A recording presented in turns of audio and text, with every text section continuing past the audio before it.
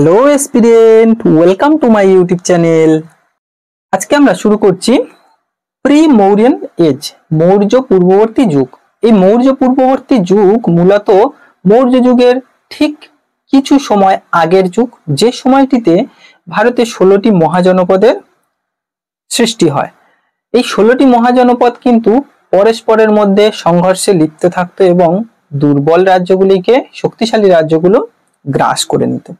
তাহলে এই যে প্রি মৌর্যন এজ, এই প্রি মৌর্যন এজে একমাত্র শেষ পর্যন্ত 4টি শক্তিশালী রাজ্য টিকে ছিল এবং যে 4টির মধ্যে আবার সংঘর্ষ বা বিভিন্ন কারণে শেষ পর্যন্ত মগধ শক্তিশালী হয়ে উঠেছিল। এই মগধের শক্তিশালী হয়ে ওঠার কারণ অনেকগুলি ছিল, যার মধ্যে একটি iron implement in eastern UP and Bihar in 6th century BC। এই খ্রিস্টপূর্ব 6ষ্ঠ শতকে ইস্টার্ন ইউপি, পূর্ব উত্তরপ্রদেশ এবং বিহার, এই দুটি অঞ্চলে লোহা বা লৌহ খনির অস্তিত্বের কথা জানা যায়। যে লোহাকে কাজে লাগিয়েছিল সেই সময়ে বিভিন্ন অস্ত্র এবং বিভিন্ন কৃষিজ সরঞ্জাম বা বিভিন্ন তাদের প্রয়োজনীয় জিনিসপত্রে লোহার ব্যবহার অনেক বেশি পরিমাণে বাড়িয়ে তুলেছিল, যে কারণে এই লোহাই মূলত একটি প্রাকৃতিক কারণ ছিল, যে কারণে ওই অঞ্চলটি খুব শক্তিশালী হয়ে উঠেছিল। Helps in the formation of large territorial state, এবং ওই যে বৃহৎ যে রাজ্য গঠনে একটি মুখ্য ভূমিকা পালন করেছিল এই আয়রন। জনপদ, স্প্রিং আপ মহাজনপদ, এবং এই জনপদ যেগুলি গঠন হয়েছিল, আমরা জানি যে আগে গোষ্ঠী, বিভিন্ন মানুষ বা বিভিন্ন গোষ্ঠী তাদের পরস্পরের মধ্যে যে দ্বন্দ্ব বা প্রতিযোগিতায় লিপ্ত হতো, সেই প্রতিযোগিতার ফলে তারা গোষ্ঠী স্থাপন করত এবং সেই গোষ্ঠীগুলি ধীরে ধীরে জনপদের আকার ধারণ করেছিল। এই জনপদ বলতে ছোট ছোট রাজ্যকে বোঝানো হয় এবং এই ছোট ছোট রাজ্য বা জনপদগুলি ধীরে ধীরে নিজেদের মধ্যে সংঘর্ষ করার কারণে এবং প্রতিযোগিতা করার কারণে ধীরে ধীরে মহাজনপদের সৃষ্টি হয় এবং এই মহাজনপদ মোট 16টি তৈরি হয়েছিল।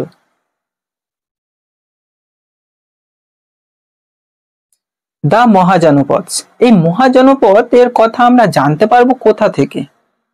এই মহাজনপদের কথা মেনশন করা রয়েছে দ্য লিস্ট অফ 16 মহাজনপদ। এই 16টি মহাজনপদের কথা উল্লেখ করা রয়েছে এমন কিছু গ্রন্থ বা কিছু প্রমাণ রয়েছে, যেগুলি হলো অঙ্গুত্তর নিকায়, সুত্ত পিটক। অর্থাৎ সুত্ত পিটকের অঙ্গুত্তর নিকাতে এই মহাজনপদের অস্তিত্ব রয়েছে। মহাভাস্তু, বুদ্ধিস্ট লিটারেচার, বৌদ্ধ সাহিত্য মহাভাস্তু থেকে, এবং ভগবতী সূত্র জৈন সাহিত্য, জৈন ভগবতী সূত্র এবং বুদ্ধ সাহিত্য মহাভাস্তু আর সুত্ত পিটকের অঙ্গুত্তর নিকায়, এই গ্রন্থ থেকে ষোড়শ মহাজনপদের নামগুলি পাওয়া যায় বা সেই ষোড়শ মহাজনপদ সম্পর্কে জানার উপায় হলো এই অঙ্গুত্তর নিকায়, মহাভাস্তু এবং ভগবতী সূত্র। এই মহাজনপদগুলি দুই প্রকারের ছিল। এই দুই প্রকার হলো নন মোনার্সিয়াল বা রিপাবলিক এবং মোনার্সিয়াল স্টেট, অরাজনৈতিক বা প্রজাতন্ত্রী এবং রাজতান্ত্রিক রাষ্ট্র। তাহলে এই মহাজনপদগুলি, যে 16টি মহাজনপদের কথা আমরা জানতে পারি, সেই 16টি মহাজনপদ ও কিছু কিছু মহাজনপদ ছিল অরাজতান্ত্রিক, অর্থাৎ সেখানে কোনো রাজা থাকতেন না, বা রাজা থাকলেও তিনি নির্বাচিত হতেন, বা প্রজাতন্ত্রী বলা যেতে পারে। যেমন বর্তমান সময়ে আমাদের ভারতও একটি প্রজাতান্ত্রিক রাষ্ট্র, কারণ এখানে রাষ্ট্রপতিকে নির্বাচন করা হয়, তিনি বংশানুক্রমিক ভাবে কোনো ক্ষমতার অধিকারী নন। ঠিক সেই সময়ে ষোড়শ মহাজনপদটিও অনেকগুলি ভাগ করা হয়েছিল, যে ষোড়শ মহাজনপদের রাজ্যগুলিকে দুটি ভাগে ভাগ করা হয়েছিল, নন মোনার্সিয়াল অরাজতান্ত্রিক বা রিপাবলিক প্রজাতন্ত্রী, এবং মোনার্সিয়াল বা রাজতান্ত্রিক। এই মোনার্সিয়ালের ক্ষেত্রে রাজা এবং তার পরবর্তী সময় তার পুত্র রাজা হবেন, এরকমই সিস্টেম ছিল। তাহলে অরাজতান্ত্রিক এবং রাজতান্ত্রিক।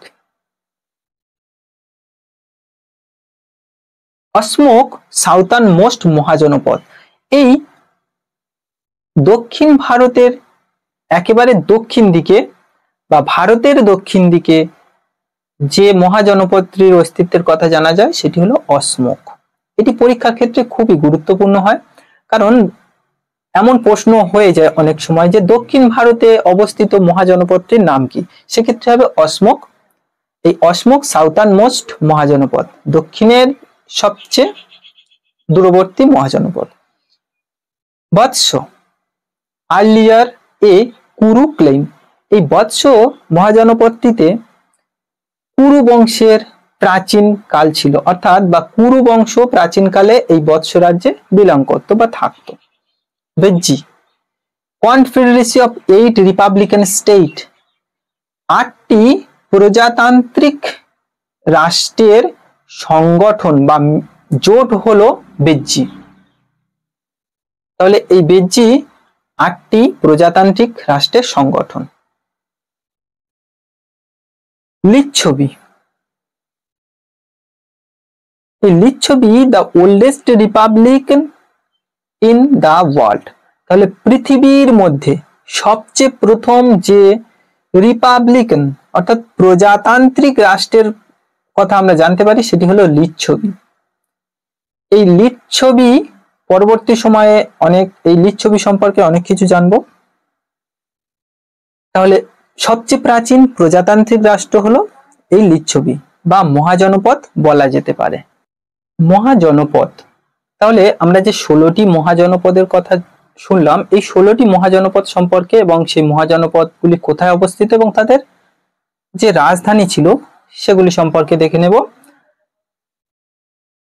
তাহলে আমাদের সুবিধা মতো লিস্ট তৈরি করতে পারি। তোমরা যদি নিজেদের মতো করে লিস্ট তৈরি করে নাও তাহলে অনেক সহজ হবে। যেমন এখানে একটি লিস্ট তৈরি করা রয়েছে। কাশী, যার রাজধানী ছিল বারাণসী, এটি অবস্থিত ছিল উত্তরপ্রদেশের বারাণসী অঞ্চলে। কোশল, এই কোশলটি ছিল শ্রাবস্তী এবং অযোধ্যা। এই কোশল রাজ্যের রাজধানী ছিল শ্রাবস্তী এবং অযোধ্যা, এটি অবস্থিত ছিল ইস্টার্ন ইউপি, পূর্ব উত্তরপ্রদেশ। অঙ্গ, অঙ্গের রাজধানী ছিল চম্পা। ভাগলপুর এবং মুঙ্গের বিহারের, তাহলে বিহারের ভাগলপুর এবং মুঙ্গের ছিল অঙ্গ মহাজনপদের অবস্থান এবং এই অঙ্গ মহাজনপদের রাজধানী ছিল চম্পা। বিহারের ভাগলপুর এবং মুঙ্গেরে এই অঙ্গ মহাজনপদটি অবস্থিত ছিল। মগধ, এই মগধ মহাজনপদটির রাজধানী অনেকবার পরিবর্তন করা হয়েছে বিভিন্ন রাজাদের দ্বারা, ওই জন্য এর রাজধানী অনেকগুলো। প্রথমে গিরিব্রজ ছিল এবং রাজগীর ছিল, যেটি বিম্বিসার এই গিরিব্রজ এবং রাজগীরে রাজধানী স্থাপন করেছিলেন। তারপর পাটলিপুত্রতে রাজধানী স্থানান্তরিত হয়েছিল উদয়নীর দ্বারা। আবার বৈশালীতে রাজধানী স্থানান্তরিত হয়েছিল শিশুনাগের দ্বারা এবং তার পরবর্তী সময়ে আবার পাটলিপুত্রতে স্থানান্তরিত করা হয়েছিল অশোক, সম্রাট অশোক স্থানান্তরিত করেছিল। তাহলে মগধের রাজধানী অনেকগুলি এগুলি। আর এই মগধ অবস্থান করত কোন জায়গাতে? পাটনা এবং গয়া জেলা, এই পাটনা এবং গয়া জেলা বিহারে এই অঞ্চল জুড়ে মগধের অবস্থান করত বা মগধ মহাজনপদটি ছিল এবং পরবর্তী সময় এই মগধকে ঘিরে সাম্রাজ্যও প্রতিষ্ঠিত হবে, কারণ এই মগধ অনেক দিক থেকে বিভিন্ন শক্তির উৎস ছিল।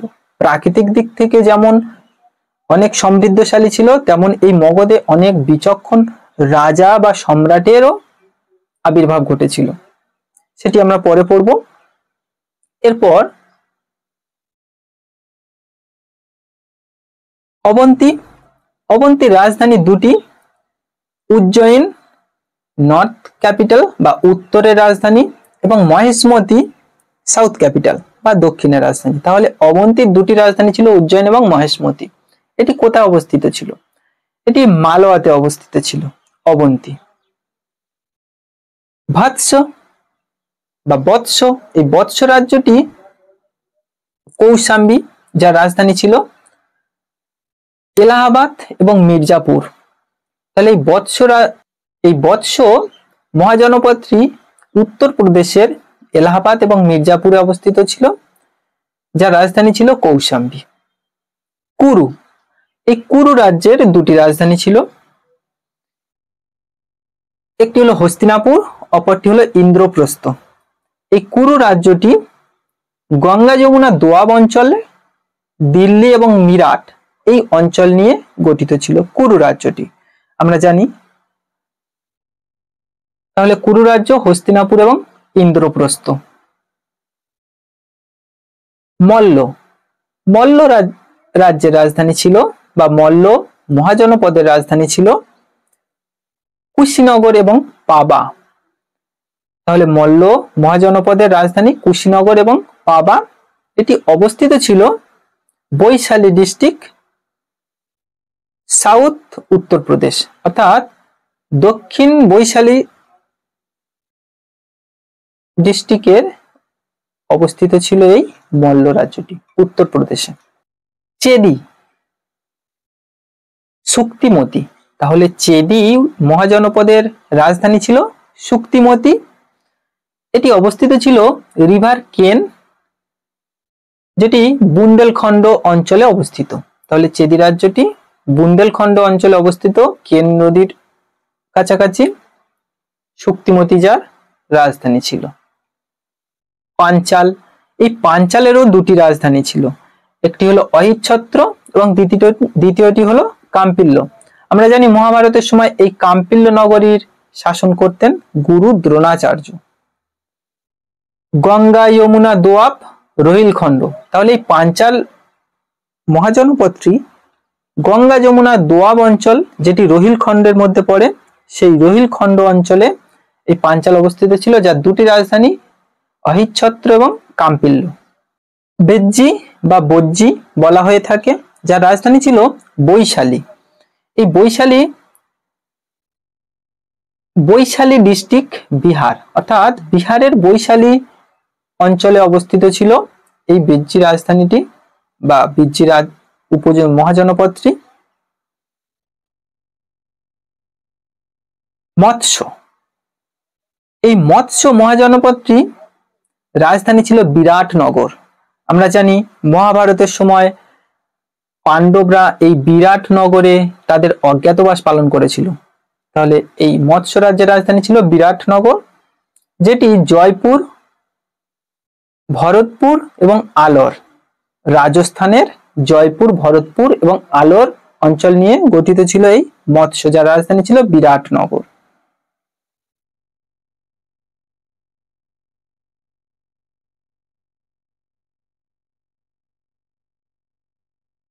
অসমক, এই অসমকের রাজধানী পাটনা বা পাটালি বলা হয়ে থাকে।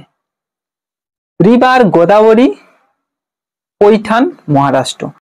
অসমকের পাটনা বা পাটালি রাজধানী ছিল এবং রিভার গোদাবরী বা গোদাবরী নদী উপত্যকা, যেটি পৈঠান অঞ্চল, এই পৈঠান অঞ্চল মহারাষ্ট্রে, এখানে ছিল অসমক মহাজনপদ।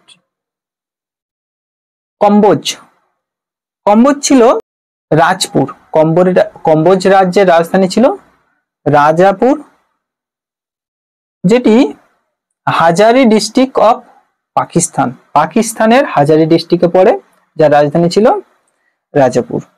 গান্ধার, এই গান্ধারের রাজধানী ছিল তক্ষশিলা। আমরা জানি এই তক্ষশিলা মহাবিশ্ববিদ্যালয়ে চাণক্য, যিনি বিষ্ণুগুপ্ত নামেও পরিচিত বা কৌটিল্য নামেও পরিচিত, তিনি অর্থশাস্ত্র লিখেছিলেন। তিনি এই গান্ধার বা এই তক্ষশিলার যে মহাবিশ্ববিদ্যালয় ছিল সেখানে তিনি শিক্ষকতা করতেন এবং চন্দ্রগুপ্ত মৌর্যকে সেখানে নিয়ে গিয়েছিল। তাহলে এই গান্ধারের রাজধানী ছিল তক্ষশিলা। Between Kabul and Rawalpindi. তাহলে কাবুল এবং রাওয়ালপিন্ডির মাঝখানে অবস্থিত ছিল এই গান্ধার, যার রাজধানী ছিল তক্ষশিলা। সুরসেন, এই সুরসেন মথুরা, যার রাজধানী ছিল মথুরা অঞ্চলে এই সুরসেন মহাজনপদটি অবস্থিত ছিল। এই মোট 16টি মহাজনপদের মধ্যে শেষ পর্যন্ত যুদ্ধ বা বিভিন্ন কারণবশত 4টি মাত্র মহাজনপদের অস্তিত্ব এখানে টিকে ছিল, যে 4টির মধ্যেও আবার দ্বন্দ্ব শুরু হয় বা বিভিন্ন কারণবশত। এই 4টি হলো যে 4টি, এই 16টির মধ্যে মোট 4টি মহাজনপদ টিকে ছিল শেষ পর্যন্ত। এই 4টি হলো বৎস, অবন্তী, কোশল এবং মগধ। তাহলে বৎস, অবন্তী, কোশল এবং মগধ এই 4টি শেষ পর্যন্ত টিকে ছিল, এবং এই 4টির মধ্যেও আবার বিভিন্ন কারণবশত শেষ পর্যন্ত মগধ একমাত্র টিকে ছিল, এবং মগধ সমগ্র অঞ্চলকে নিয়ে একটি বিশাল সাম্রাজ্য গঠন করেছিল। আমরা পরবর্তী সময় এই মগধের উদ্ভব সম্পর্কে বা মগধ কিভাবে শক্তিশালী হয়ে উঠছে এ সম্পর্কে জানবো। তাহলে আজকের এতটুকু।